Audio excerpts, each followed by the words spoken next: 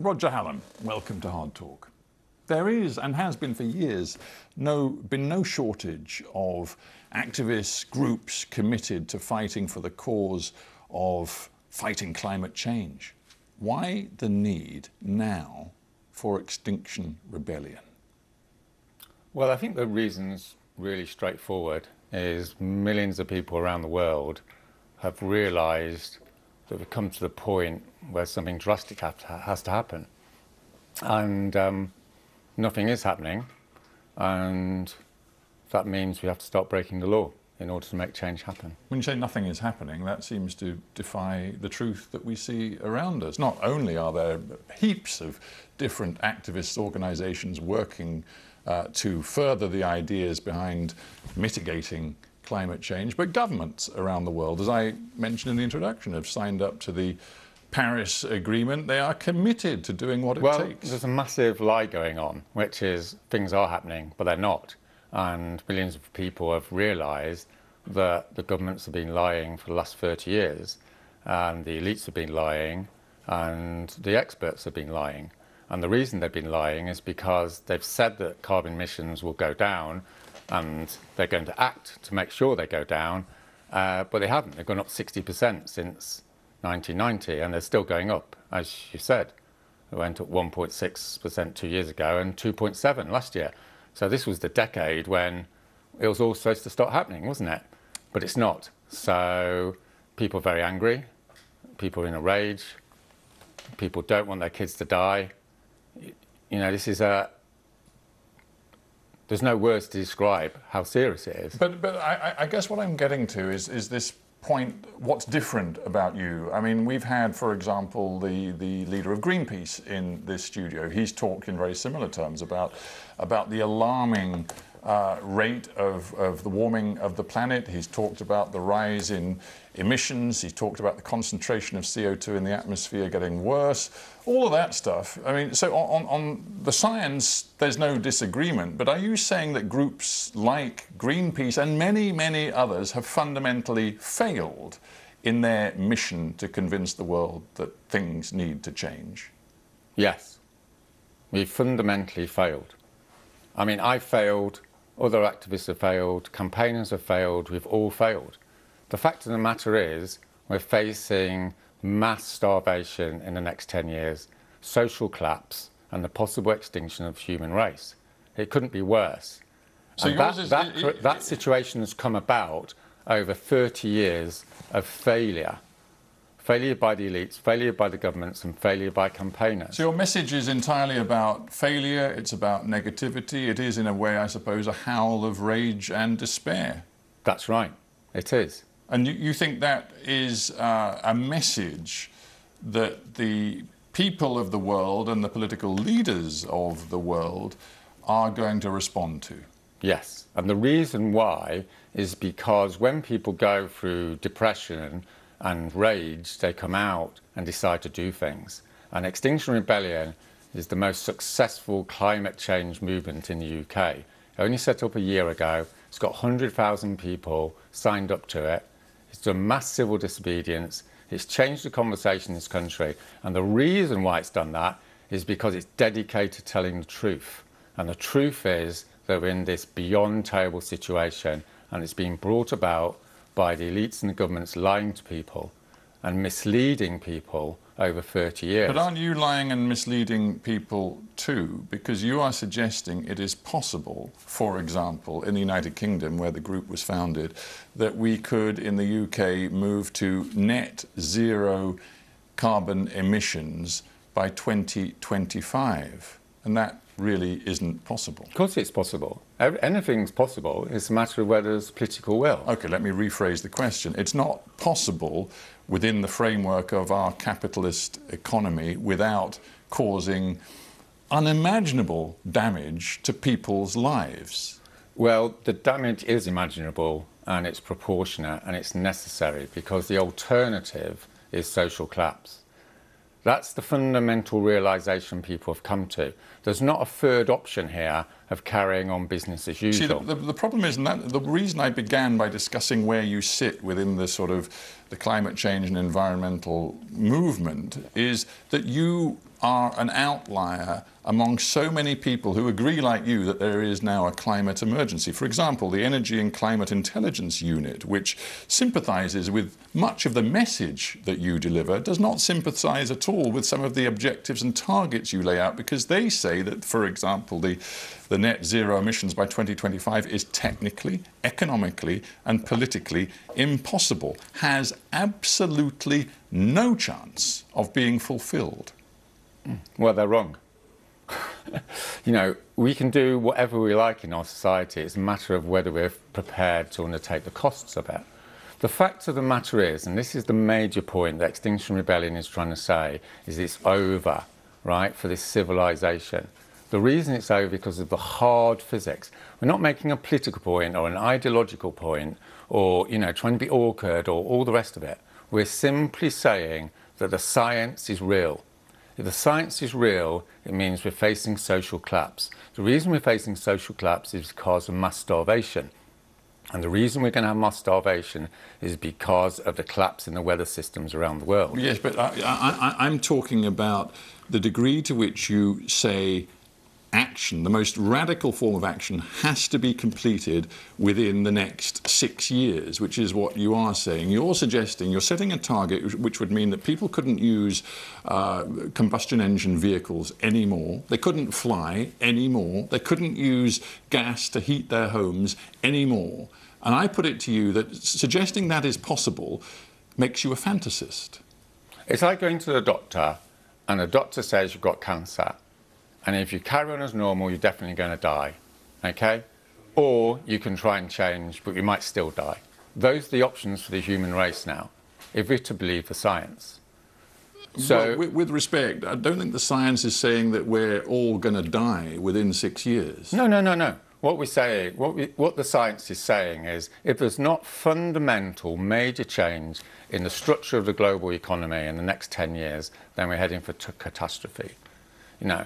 And what that means is we're going to be heading for mass social collapse and mass starvation. Do you acknowledge that the message you are peddling, and it is full of past failure, deep negativity, the most urgent of alarms and emergencies for right now, do you accept that it can't be successful as a sort of movement without taking the public with you?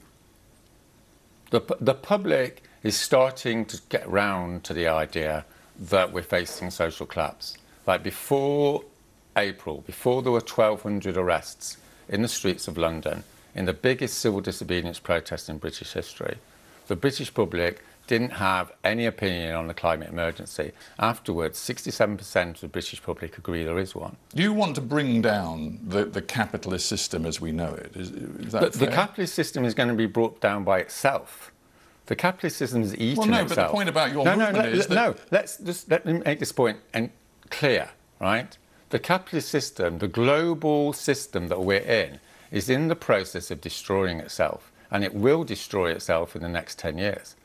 Yeah. The reason for that is because it's destroying the climate. The climate is what's necessary to grow food. If you can't grow food, there'll be starvation and social collapse.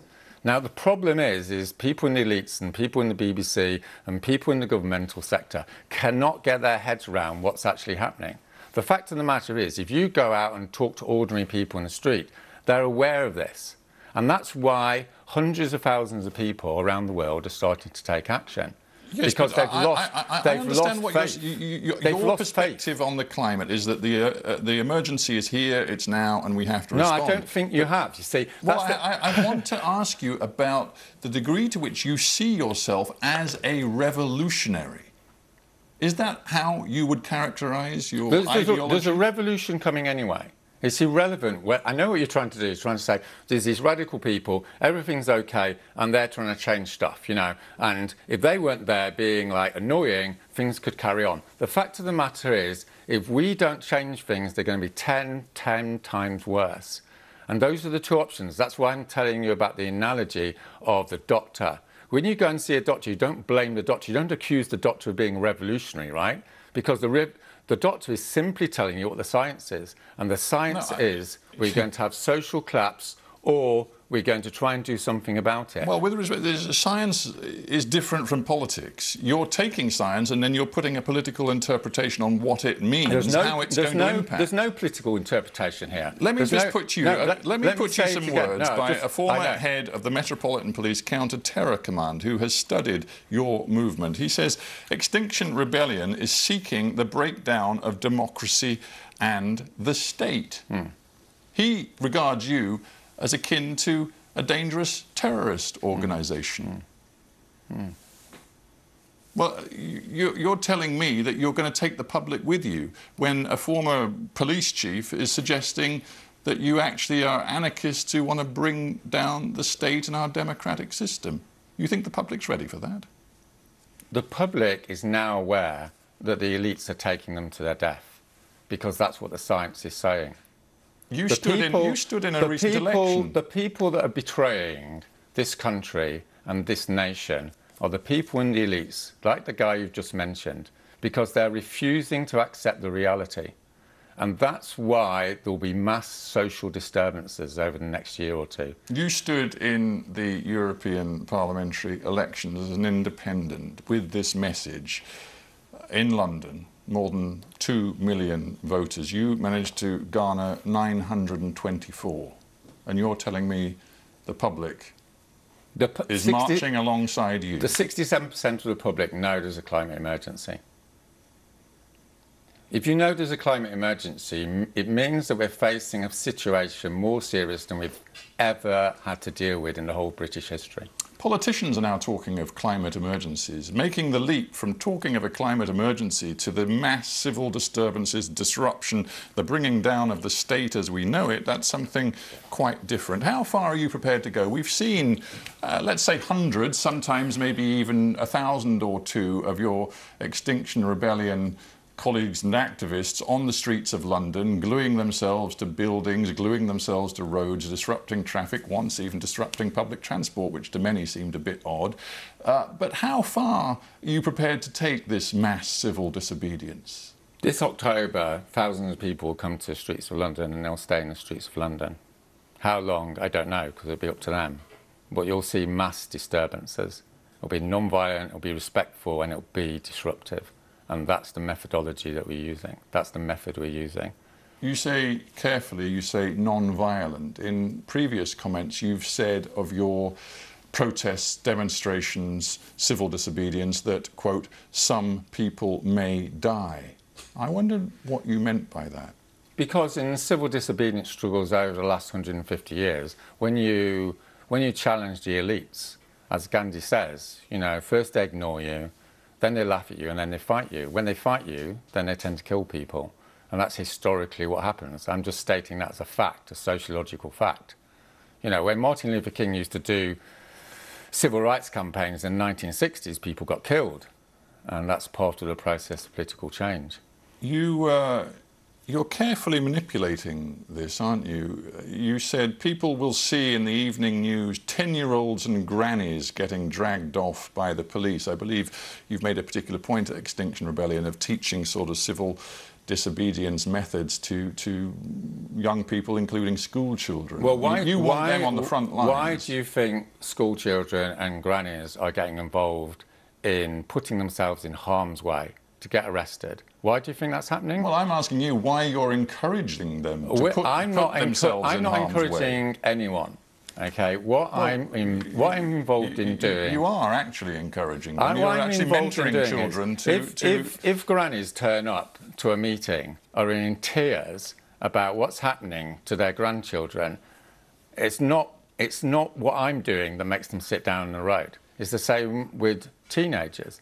Teenagers are shitting themselves about what's happening for the future. They've got another 50, 60, 70 years to live on this planet. By that time, there could be only 1 billion people left. I mean, that's 6 billion people that have died from starvation or been slaughtered in war. I mean, the scale of it is beyond the imagination, isn't it? And this is the biggest problem, is the elites and the BBC and the conventional media has simply not grasped the enormity of what's happening. Well,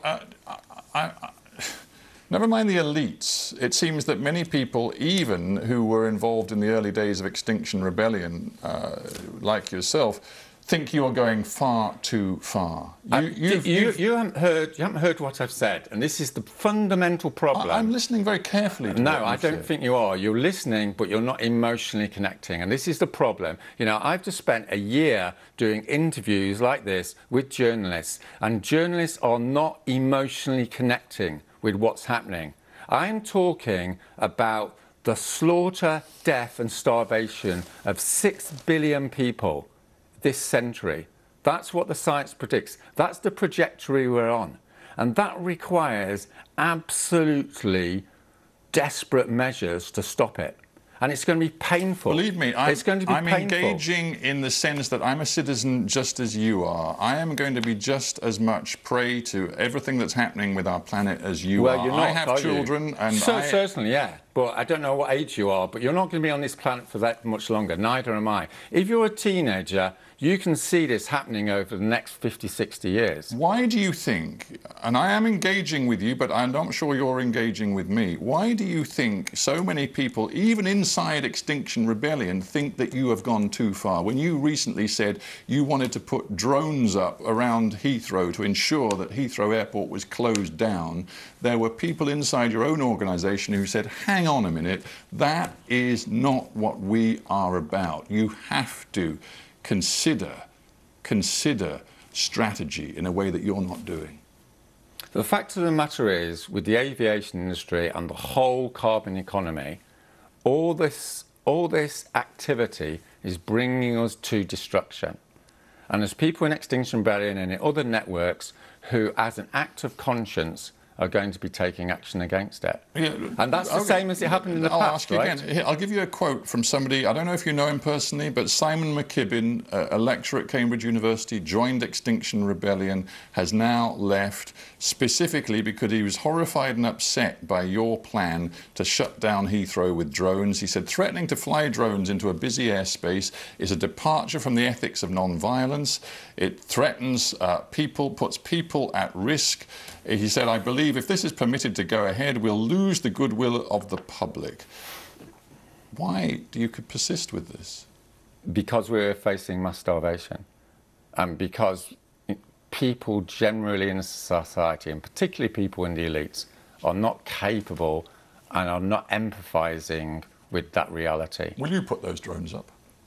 Myself? Well, you and those of your movement who believe like you that it's justifiable. This is what's coming down the road. And if the elites don't respond to non-violent action, then you know what's going to come next. Is people other than Extinction Rebellion will use violence. That's what's coming down the road. I mean, I'm speaking as a sociologist here. I'm not saying it's good or bad. What I'm saying is, if you put a society under a massive amount of stress, if you propose... Will you? Just leave me a minute. Just let me finish this. If you tell the citizens of a country that the government is facilitating their death, then you can expect one thing, particularly in a country like Britain, where people don't put up with such nonsense. You can expect rebellion. Will you? Just answer the question. Will you try to close down Heathrow Airport with drones? It hasn't been decided. It hasn't been decided. And I don't want to talk about specific things, because that's not up to me, right? That's up to the people that are engaged in it. What I can say to you is this is what's coming down the line. Doesn't it strike you that if you were serious about trying to lobby, pressure, change policy where it matters most, you'd be working in Washington, D.C., Beijing, maybe Moscow, maybe Riyadh, Saudi Arabia. It's very easy in a democracy like Britain to get people out on the streets, to glue yourself to railings. It is ultimately a democracy. But in many parts of the world which matter most to this particular debate, there is no possibility of Extinction Rebellion. Most of the civil disobedience campaigns over the last 100 years have happened in poor authoritarian countries. And the fact of the matter is, when people have had enough, they'll undertake sacrifice in order to bring change. And that's the most effective way, according to the scholarship, of bringing about rapid change in a society, is mass participation in civil disobedience. And when it comes to this mass participation, you've said thousands on the streets. Do you really believe that with the methodology you've talked about in this interview, the mindset you bring to this, you are going to win the hearts and minds of the public, not just in this country, but publics around the world? I think it's inevitable. I think it's inevitable, yes. I mean, the major question now is, have we left it too late? See, I'm just mindful of international examples. Australia recently had an election. The centre-left went into that election promising major cuts in greenhouse gas emissions over the next few years. The centre-right went into that election saying, no, we're not, because it will damage jobs, it will damage industry. We're actually going to open up new coal fields across Queensland, one of the biggest states in Australia. The centre-right won. Yes. So what's happening is the level of rage in countries is increasing exponentially, and it hasn't hit that critical mass in many countries yet, but it's going to hit that critical mass very quickly, and it will shock the elites. It's going to shock the governments with its intensity, because a critical mass of people are starting to realise what's going on, which is the elites and the governments aren't actually going to do anything. They're not going to fulfil their primary responsibility, which is to look after the people.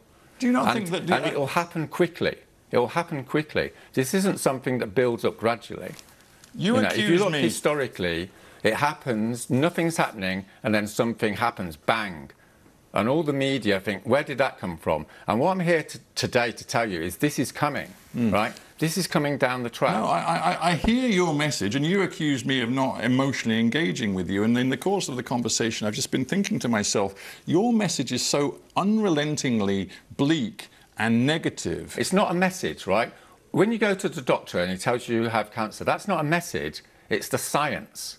It's the science. But we began by agreeing that there are various people across the environmental, green and climate change movements who all agree about the science but come to very different conclusions about the best means of delivering change. There are many scientists who actually will not just focus on the negative, the bleak and the dark, but will say, you know what, we human beings are making some progress. We are cutting emissions, for example, in the energy sector. Yeah, I've just told you, that's total nonsense. It's total nonsense. You see no room for positivity and hope. Hope, that word hope. You see no room for hope When you go to the doctor's got a responsibility to tell you whether you've got cancer or not and whether it's terminal or not. Hope doesn't come into it. It's a matter of scientific analysis. Shows you like a X-ray of your lungs or whatever, right? It's a scientific reality. The Arctic's melting, right? It's ice, it's warm, it's melting, it's going to go. Whether you've got fearful of it or you're hopeful about it or you've got a political problem with it, it's gone, right? It's going. That's the way the world is. It's a harsh thing, you know? Science doesn't have any sentimentality about it. It's not a political thing. It's not a sort of give or take sort of thing. Roger Hallam, we have to end there, but I thank you very much for being on Hard Talk. Thanks.